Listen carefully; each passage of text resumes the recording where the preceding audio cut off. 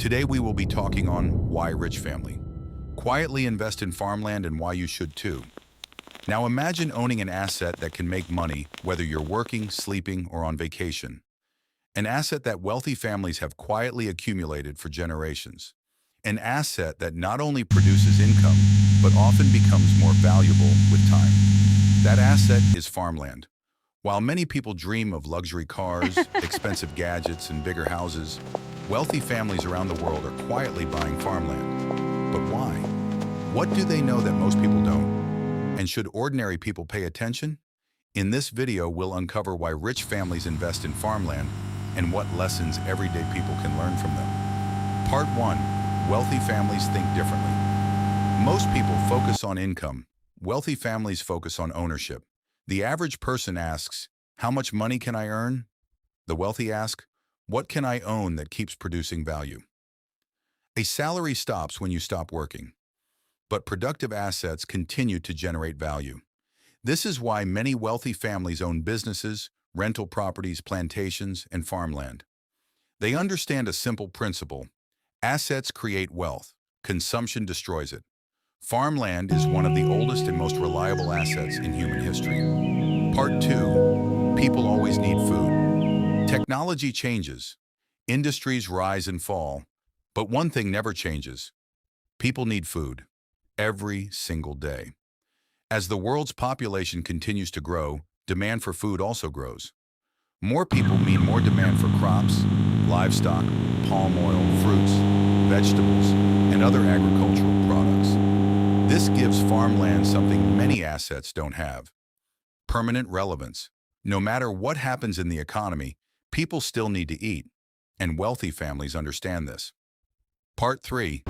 Farmland can generate multiple streams of income. One reason wealthy families love farmland is because it can produce income in several ways. First, farmland can generate income through crop production. For example, a palm plantation can produce harvests year after year once the trees mature. Second, farmland often increases in value over time. Land that was once considered remote may become highly valuable as communities expand. Third, farmland can be leased to farmers, creating rental income. This means a single asset can potentially provide both cash flow and long-term appreciation. Very few assets offer this combination. Part 4. Farmland protects wealth. Wealthy families don't just think about making money, they think about preserving wealth. Inflation gradually reduces the purchasing power of money. What buys one bag of rice today may not buy the same amount in 10 years.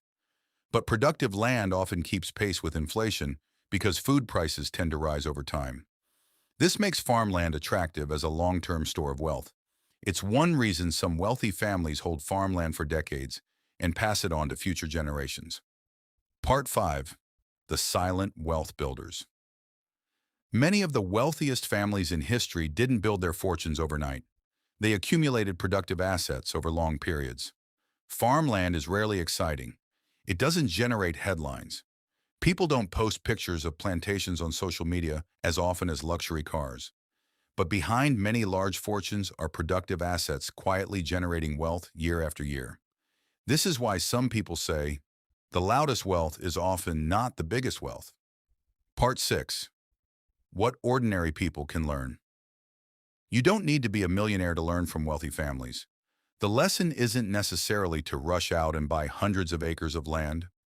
The lesson is to prioritize owning productive assets. Start small if necessary. Learn about agriculture. Study your local market. Understand the opportunities and risks.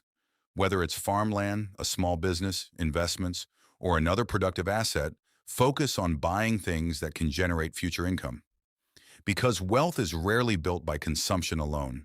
It's usually built through ownership.